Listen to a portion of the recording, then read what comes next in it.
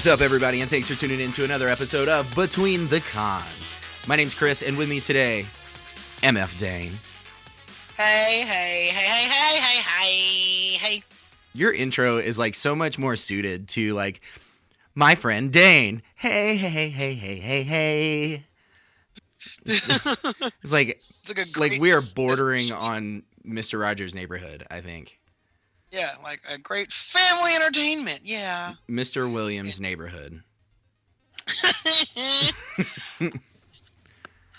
Anyways, thanks to everybody for tuning in. We got some nerdy news coming up for you here in a few. But first, thanks to everybody that's hit us up on the internet this week. We are up like so high in the sky. I can go twice as high. Okay, all right, see ya. Bye. No, but we've got a lot of our stats are through the roof right now on social, and we really appreciate you guys hanging out and talking to us on the internet. That's a cool time. Also, everybody that's left a review on the iTunes store, appreciate that. If you haven't done that yet, go to betweenthecons.com/subscribe or subscribe, or go to what is it? Between the Cons /Google Play, I think, if you're on Android. Review the show, check it out, leave us some nice things, and yeah, it helps people find the show, so it's good for everybody involved. That being said, I think it's newsy time. We're gonna have a pineapple situation. What should I do? Pineapple.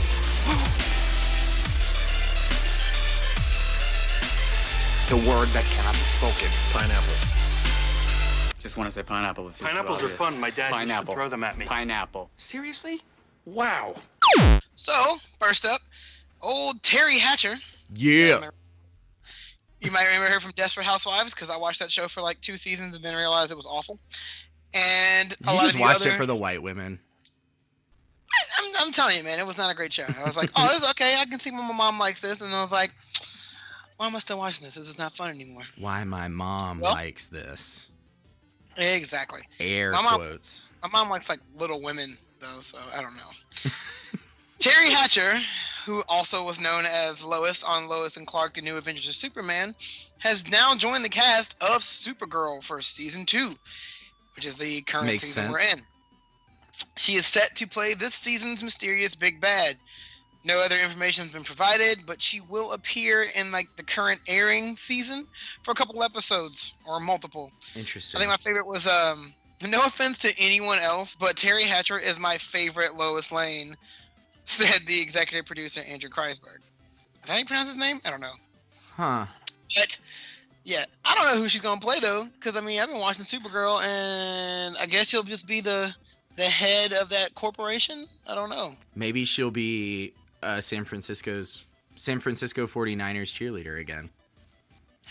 I think the best thing would be if she's just Lois Lane. She just happens to be Lois, who's just turned evil for no reason whatsoever. She's future Lois, or Earth 2. She's Earth 2 Lois Lane. Earth 2 Lois, who's now a super villain. There we go. I dig it. I'd be into that. I get down with it. And she could fight. She could fight her sister, who's played by Channing Tatum's wife. I didn't even realize that for the longest time. I didn't even realize that until it just fell out of your mouth. Yeah, like I was watching, I was like, wow, this girl looks so familiar. And it was like, Jenna doing Tatum. I'm like, oh, snap. That's old Magic Mike. I know who that is.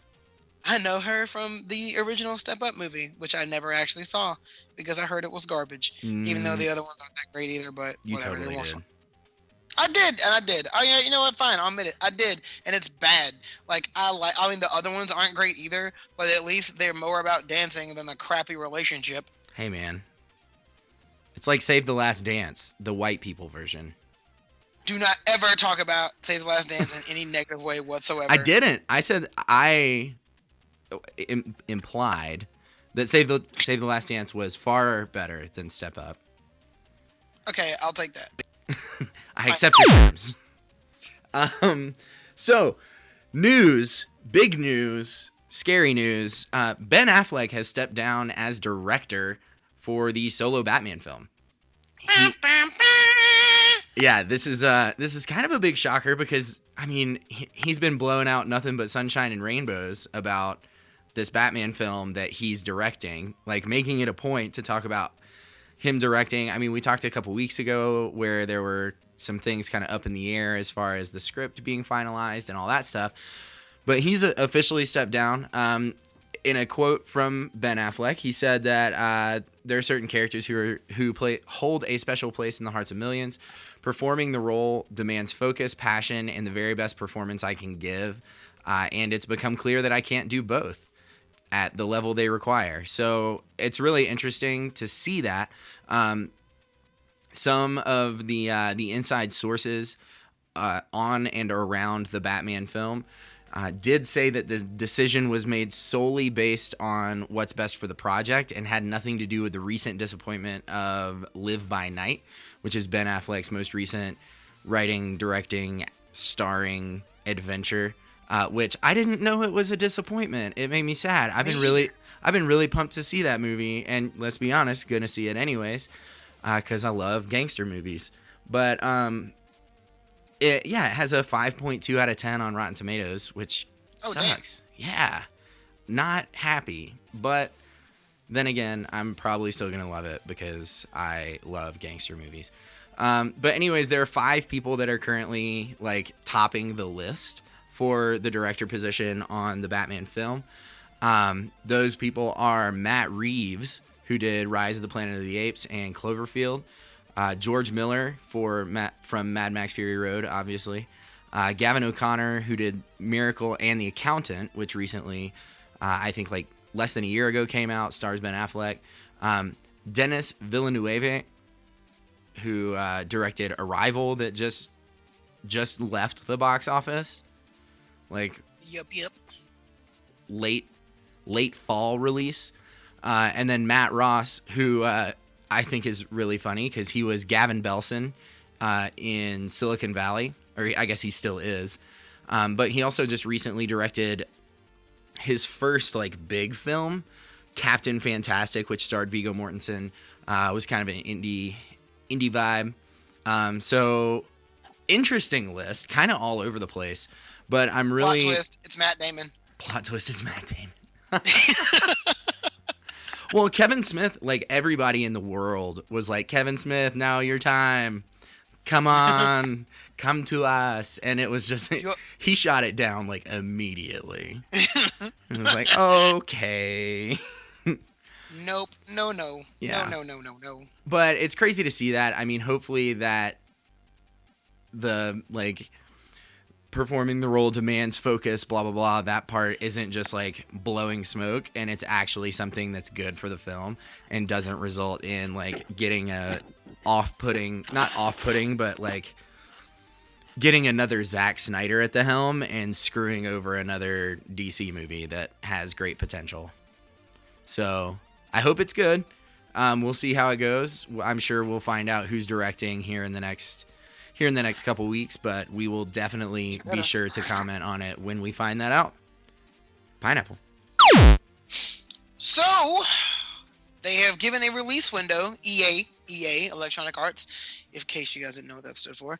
They've given a new release window for the next Star Wars Battlefront game. It is going to be within holiday 2017. They mentioned that as opposed to the first Star Wars Battlefront game that they released, they will actually have a single-player campaign mode this time around. Yay! Big deal, considering that the first one had nothing but online play. So everyone was just kind of like, oh, I guess I'm just going to be going around shooting people. Yeah, let's talk about the biggest disappointment ever. Yeah, God. Like, it wasn't even like a terrible game. It was just like bare bones. Yeah. Like, if I can go on the PlayStation Store during any sale and it's up there for like $10. But given it was really fun. Yeah, it was fun. It was just the fact that they didn't really give you much besides that. Right. They also mentioned that it's going to have more heroes and more well-known characters from the Star Wars universe than the original game did. And not only will it take place in multiple locations, but also across multiple eras within the Star Wars universe. Damn. I'm guessing this means that now we'll actually have Clone Wars battles, we'll have original trilogy battles, we'll have battles from the new trilogy that's coming out now. And I'm guessing they'll probably even do stuff from all their side stuff. There'll probably be stuff from the Han Solo movie timeline. There'll be stuff from the Rogue One, like, right before the original trilogy timeline. They'll probably do all kinds of stuff for it. They announced it back in May 2016 that the game was going to be coming out. And EA Motive was actually going to be working on the game alongside DICE and Criterion. DICE, who, if you know, is the ones who make Battlefield, and Criterion are the ones that really, I can't think of anything else they make besides Burnout. Hey man, Burnout is awesome. God, dude, I still have an original Xbox with Burnout 3 on it. I am going to break into your house and steal that. The big thing that was kind of a big deal was that they never call it Star Wars Battlefront 2. They just say the next Star Wars Battlefront. Right. I'm sure they'll have some kind of clever name for it. Yeah, the Battlefront 2, the Battlefront Strikes Back, or I don't know. We come back with better gaming too. I don't know. Anyway, so yeah, holiday 2017, Battlefront, whatever the next name will be, Pineapple. Aquaman. Yes. Aquaman's coming out. Jason Momoa doing his thing. I saw a funny picture today of him and his bodyguards, by the way. It was really funny. They were like half his height. But anyways. There's a meme that's been going around already of that, and it's like, I hope to one day be as swole as Jason Momoa is, so that my bodyguards are like mini bosses you have to beat before you get to me. Exactly. It's perfect. That's exactly what they are. But Black Manta's been cast for Aquaman, who's going to be the main antagonist No, in he's the actually film. not secondary. Oh, that's true. Yeah, so the secondary antagonist in the film, Yahya Abdul Mateen II, Congratulations. which is a mouthful. I know, I did it. I pronounced it right in front of Dane. He's gonna be in it. Pretty much a no-name actor. He's got some credits to his name. The biggest of those being The Get Down on Netflix. He was what? His name was Cadillac. His name was Cadillac. Yes. He was an awesome character. He was real scary. He was real scary. But he's cast to play the Black Manta. For those of you who don't know who that is, Black Manta's basically the evil Batman of the sea. He doesn't have any powers, but he has this like sweet underwater diving suit thing that's basically impenetrable, even at like the atomic level, which is crazy. But he has he's spent his whole life kind of like building up his strength and stamina. He's a great fighter, strategist. He's crazy smart and has mastered mechanical engineering.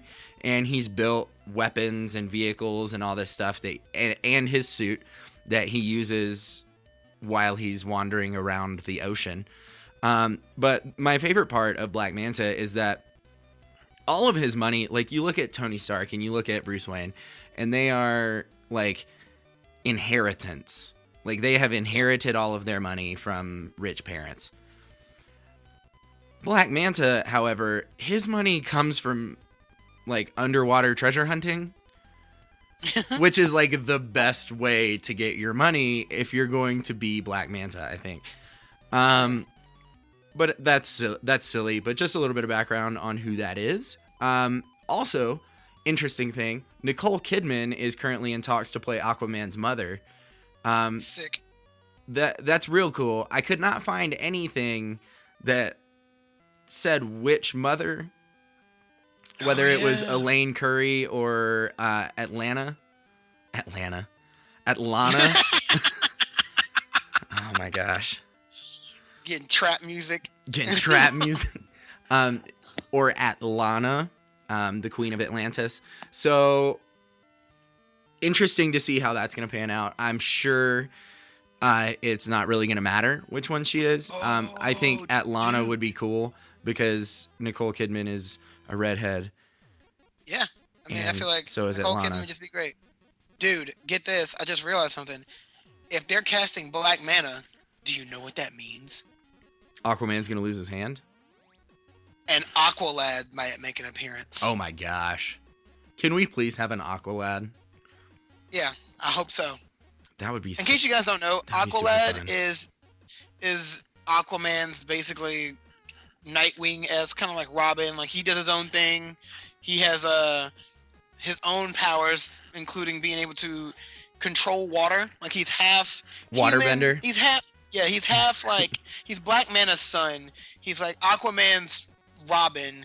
His main ability that he has is he can actually control water into like whips. These like whip swords that he makes, and he has these like glowing tattoos. All I'm hoping is that if they do decide to bring Aqualad in here, he looks like the comic book version with like dreadlocks. Don't even comment on why. And not the Young Justice version. I love Young Justice, the TV show. I'm excited that they're bringing a new season to Netflix. But I'm not okay. I'm not okay with Aqualad's weird, like, lame Cisco look. Like, he's got like Aquaman's kind of outfit, but he's got like a Cisco bleach blonde haircut. And I never understood why they were like, yeah, this would be a cool idea. Yeah, this looks great. Let's just get this black kid Cisco hair. I think it Or makes like perfect weird sense. music or weird downtime Pharrell hair. Pharrell does like weird blonde hair for no reason sometimes. Downtime Pharrell. That's what I call him. Anyways, I think that's enough. Pineapple. Alright, so they've just announced that they have begun filming the new Friday the 13th movie. Yeah. Yay! After it was supposed to have started filming like last year or so, they finally were like, yeah, we're finally going to put this movie to work. We're going to actually do it. Yeah, originally they thought it was going to be a found footage type of like movie. Like, it was still going to be a Friday the 13th movie, but it was going to be like found footage, which I guess if they had to do that, each person eventually would just die, and then the camera would just change to another person's camera. I don't really get it. But they said it's not going to be found footage. It will be low budget. It's going to have a hard R rating, like, you know, all those movies do. As they should, yeah. Yeah. It's supposed to be originally. It's going to focus apparently on the Voorhees family. Jason's mom, you know, was originally his mom was a killer in the original movie, and then he picks up the machete in the later movies. And apparently, in like parts, in like Jason Lives, I think his dad Elias was supposed to be in the movie, and then he was going to be like he was the new slasher. Like, it was supposed to be just like, I guess it was going to be a theme where the Voorhees family were just murderers. Makes sense to me. It's filming in spring, and is still slated for an October release. Good grief. Spring, October release. They're going to have 1,000 people working on that movie. Oh my god. They said no casting's been done yet. I'm guessing it's going to start soon. More than likely, since all the other ones do, it'll probably be a bunch of lesser known names. Yep. Yeah, I mean, or unknowns completely. Makes sense. I honestly have about as much faith in this movie as I do in Cult of Chucky, which is the new Chucky movie coming out. Why is that a thing? And it's, I don't know, but the new Chucky movie is getting Chucky movie. At least the new Chucky movie already started filming. Like, they started filming like 3 or 4 weeks ago. That's fair. So that's still garbage time for making a movie, but at least it's like almost a year as opposed to like 5 months. Like, that sounds awful.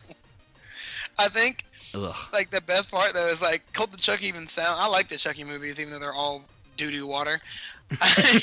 But I'm looking forward the most to Cult of Chucky because the plot of it is the girl who survived in the wheelchair from the last movie is going to be teaming up with Andy, the kid from the original trilogy, as an adult to just kill Chucky. Can we just talk for a second about how the kid from Chucky is named Andy and the kid from Toy Story is named Andy? Yeah. Do you I kind of wish like this. Do you think that Toy Story is like what happened after Chucky or like before? I think it's probably what happened after Chucky, and Andy just had a mental breakdown. Is actually in a mental facility, and all of Toy It's Story all in is his just head. a fabrication in his head. So he thinks that toys are great. This has love gone this. on way too far. Pineapple. So, speaking of things that don't really need to happen, they're making a Scarface movie. They're remaking the Scarface movie. Antoine Fuqua actually dropped off the project recently due to some pressure coming from Sony Pictures and Denzel Washington for the Equalizer sequel, which is another movie that's unnecessary. They haven't revealed who will be stepping in to replace Antoine Fuqua, but Universal is currently meeting with prospective folks. The interesting thing is that Diego Luna is currently attached to star as the titular character, which is interesting because, I mean, I've only seen Diego Luna in Rogue One. Okay, see, I But haven't. but he does not appear to have the chops to be Scarface. Have you never seen Y Tu Mamá También? No. That was his first big role. No, it was I didn't. him and Gael Garcia Bernal, that dude who played like Che Guevara and some stuff, and he's currently on Mozart in the Jungle or whatever. Oh yeah. Like that was his first like big role, and like that was a really good movie, and he was awesome in that. Yeah, I think I've seen. I just see like Pacino at the end of Scarface like losing his freaking mind. And then try and imagine Diego Luna doing it, and I just don't see it. I'm not saying that he doesn't have the ability. I just can't. I can't put my brain space there. But one of the coolest things is that the only thing for me that gives this any hope at all whatsoever is Terrence Winter, the creator of Boardwalk Empire, wrote most of the recent draft for the script. So if you haven't seen Boardwalk Empire, you totally should. It's kind of a slow burn gangster series that was on Showtime or HBO. HBO. Really great. But another interesting thing that makes it not so exciting is that the movie is going to be a reimagining of the core immigrant story told in both the 1932 and 1983 films of Scarface. The new film is going to be set in Los Angeles and will focus on a Mexican immigrant. I don't know. So there's that.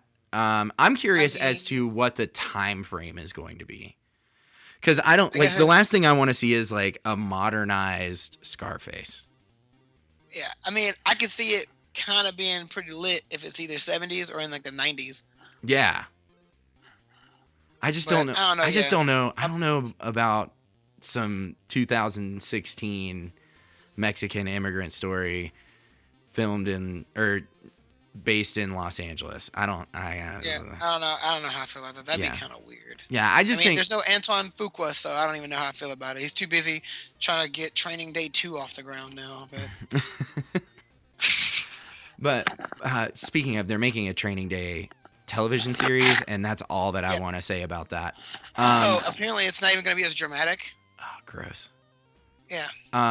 But anyways, it kind of brings me back. This whole thing kind of brings me back to the conversation that the Outlaw Steve Jr. and I had about are remakes culturally worthwhile. And in this particular instance, I can't see a reason to have another Scarface. I get the idea of having it kind of switch and be like Mexican in Los Angeles instead of Cuban in Miami.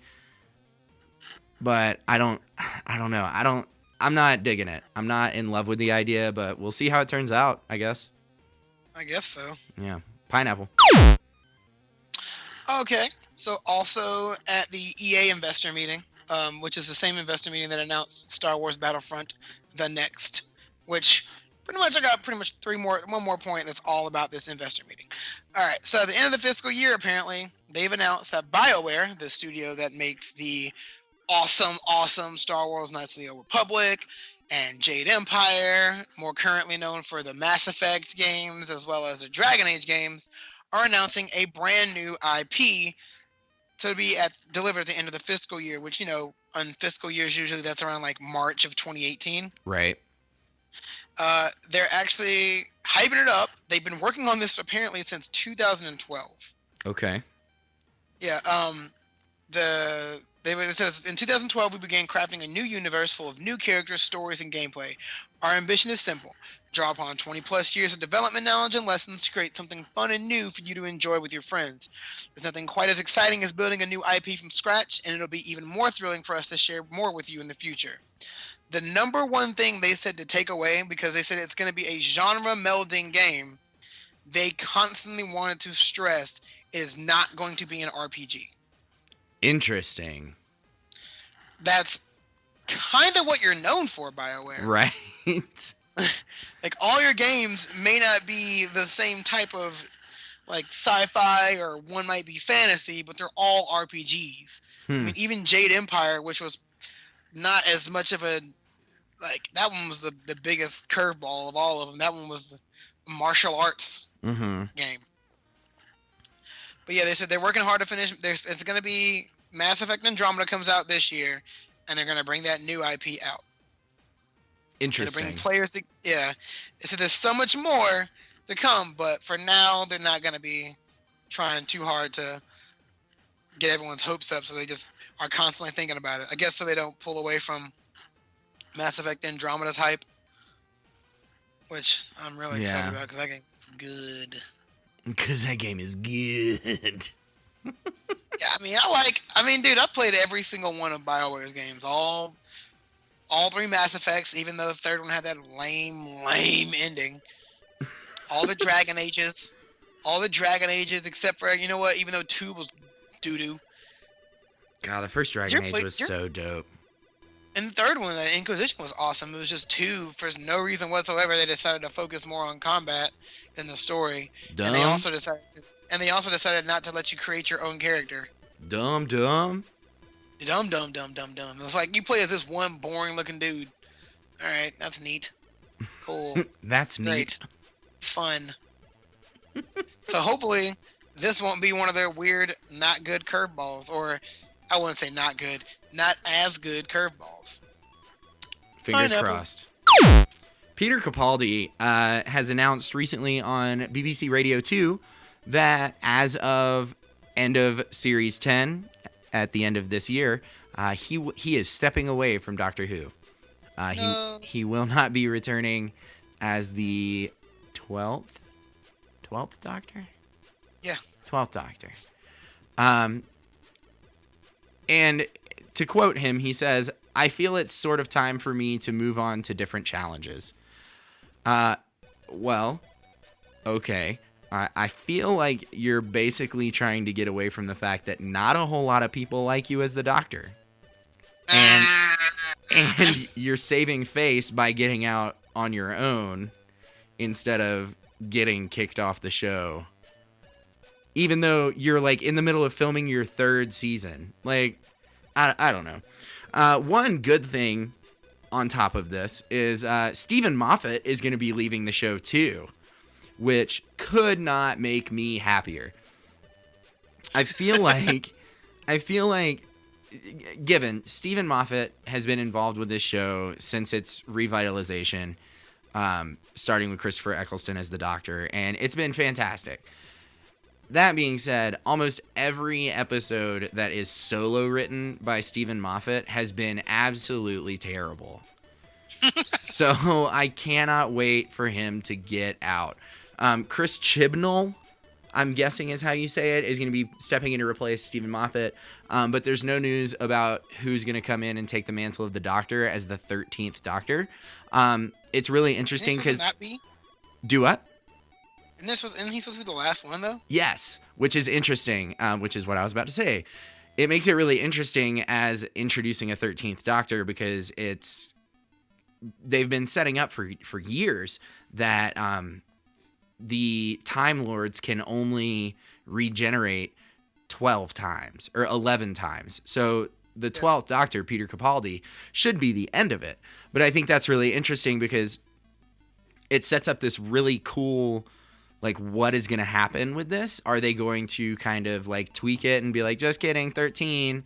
Or is the mantle going to get passed to a different Time Lord? And we come to find out that Doctor Who is not the last of the Time Lords, or like maybe when he dies, his like Time Lordy spirit and all of its timey-wimey business gets passed on to someone else. Maybe Bill, the lady companion, like absorbs the Time Lordiness and becomes a new Time Lord, and it's the first incarnation of that Time Lord. So that sets us up for 11 more like regenerations. So I'm really interested to see like how this season's going to end, which is really exciting because I've never been really interested to see anything that Peter Capaldi has done as Doctor Who. So I think it's going to be really cool. Series 10 is premiering April 15th, so just a couple short months away. And that being said, we'll kind of, as the year goes on, I'm sure probably late fall, we'll be introduced to the new Doctor and his look and all this kind of stuff, or her look. So I think it's going to be really neat. And if it is something that they kind of mesh into like a spirit passing kind of thing, we might not even see what happens until the end of Series 10. But yeah, Series 10 premieres April 15th. Check it out. You don't want to miss this craziness. Pineapple. What? Pineapple. It's like, I feel like you said that. I feel like you said that just because you didn't have like a good way to seg out. You don't want to miss this craziness. Pineapple. Anyway, so also the last thing that was confirmed at the EA phone call thing that a lot of, people, news outlets, I guess, got was that they confirmed that a new Need for Speed will be out for the next fiscal year. Like I said before, 2018. It's going to be developed. They've said that they've given the game an extended development cycle to focus on innovation, and the Need for Speed team is pushing the boundaries of action, driving what they believe will be the most exciting and best-looking Need for Speed game we've ever produced. Driving fun action driving. The developer Ghost actually revealed that the new Need for Speed game would be coming during 2017, but I guess they decided to give it more time. I don't know how I feel about this. The last Need for Speed game I liked was, I think it was Rivals, the one where you played like as a cop or as a street racer, because that game was awesome. Because the more you race, the more better cars you got, and then you also got special abilities. Like the cops could summon helicopters to drop spike strips, or you could even call in for a barricade, or you could pull in like an EMP on your burst in your car to stop racers. And then the racers had like super neat spike proof tires, and they could also shoot out like an air horn blast that like knocked cars off the road. And it was all like open world in a giant mountain type map. It was too much. much. Know. It was fun though. Like it was awesome. It was cool. Like, I mean, they tried to do Most Wanted and like reboot it like it was gonna be. Actually, it wasn't Rivals. It was Hot Pursuit. And they wanted to do Most Wanted, and they wanted to try and like reboot it like the original Most Wanted, but it wasn't as good. And it didn't really come out that well. And the last Need for Speed game that came out was in 2015, and that game got, I'm gonna go ahead and say, middling reviews. Middling. It was real. Yeah, I mean, it was really flashy and pretty, and was all cool, and had like a lot of real world like street culture to it.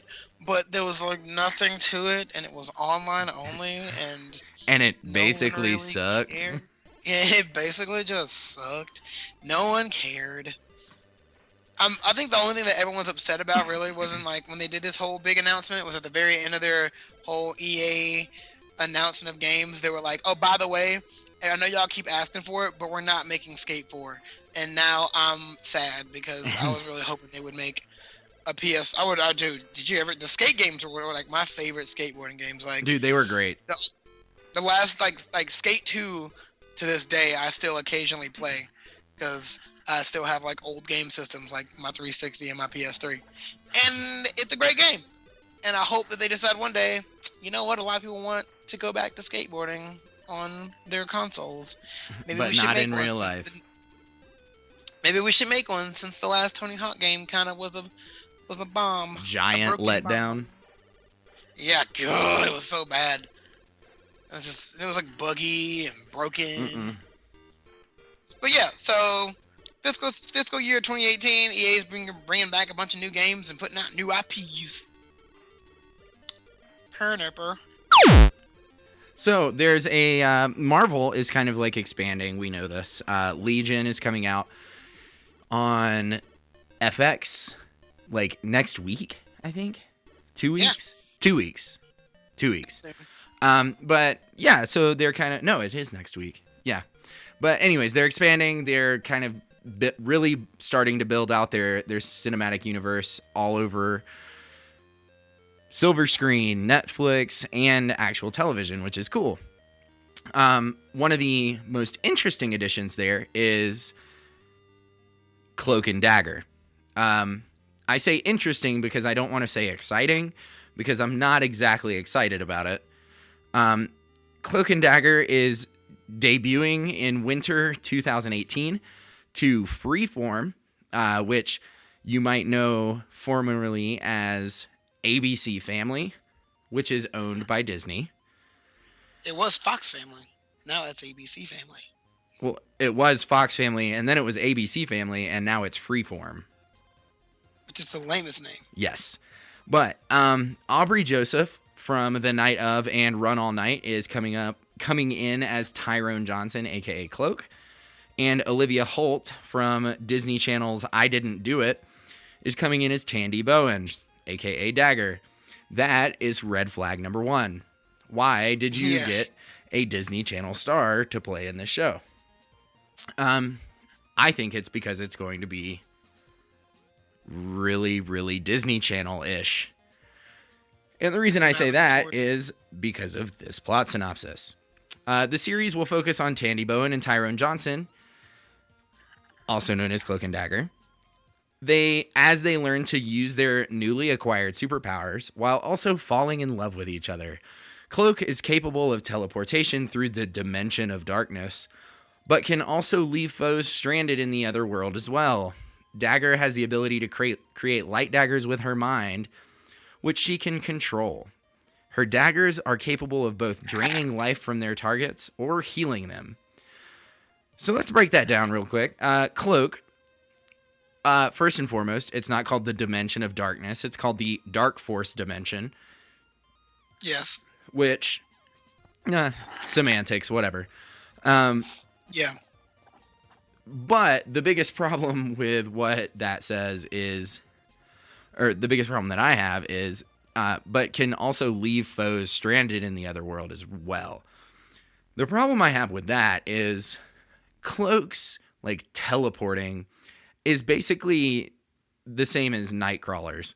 And if anyone is unfamiliar with that, he basically goes into a different dimension, moves a short amount of space, and then comes back into our dimension. So it's condensed to an extent, like, to put it very, very plainly in layman's terms.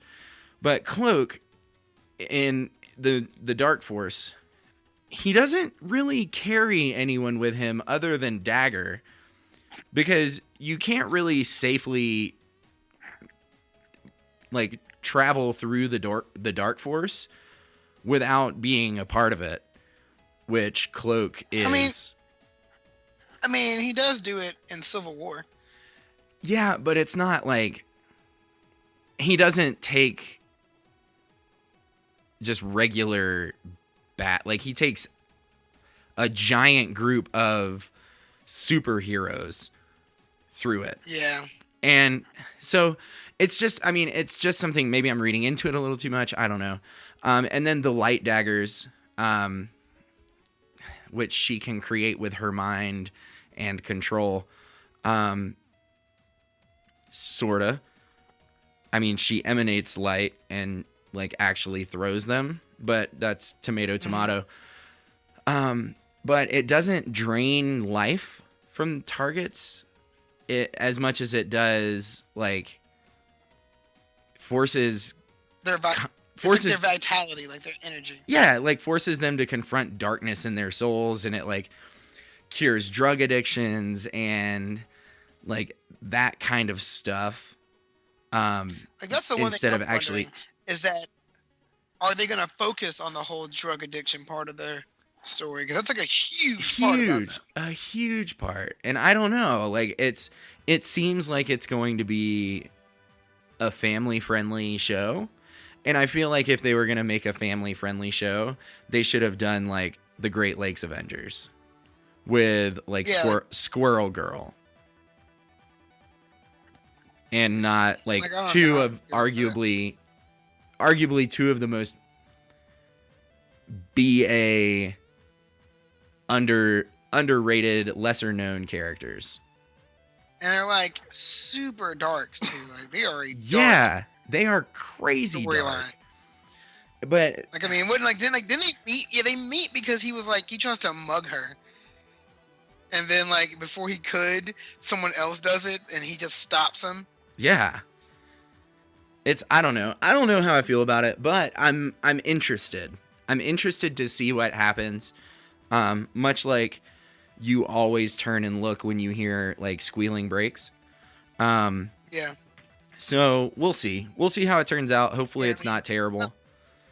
Like yeah, because I'm still thinking like how is this? They're putting on like their freeform channel. It's like, dude, you do realize like the reason they got their powers is because they were being tested on with like heroin. Right. Like super heroin. Yeah. Yeah, it's weird. It's weird. But we'll see how it turns out. I mean, we've got another year and a half or over almost 2 years before anything's going to happen. Yeah. So we'll see. Hopefully it's good. That's all I have to say. Pineapple. Oh, that's it. Well, that's it. Yeah, that's it. We made it all the way through the show. Really quick, some sponsor business. If you guys are interested in sponsoring the show, check out Patreon. It's kind of like Kickstarter, but monthly. Satchel, which is a podcast player where you can tip and tweet while listening. And Amazon, we're an Amazon affiliate. So check out the search bar at the bottom of our website, betweenthecons.com, and you can search Amazon from there. And then when you jump over to the site, we'll get a little kickback from anything that you spend there, which is cool. That being said, check out betweenthecons.com where you can stream our episodes online, link out to all of our social media sites, hit us up on Twitter, Facebook, Instagram, and all that good stuff. And then if you like our theme music, check out Affixa, because he makes the dope dubstep that goes in your ear holes. Whoop, whoop. Lastly, Monday, MF Dane returns in Topic Thunder to talk about terrible superhero movies and the silver lining. If there is one. If there is one. And then, of course, we'll be talking about our favorite things in What's Your Jam. So thanks again to everybody for tuning in. Make sure you guys tune in on Monday. You have a great weekend, and we'll talk to you then.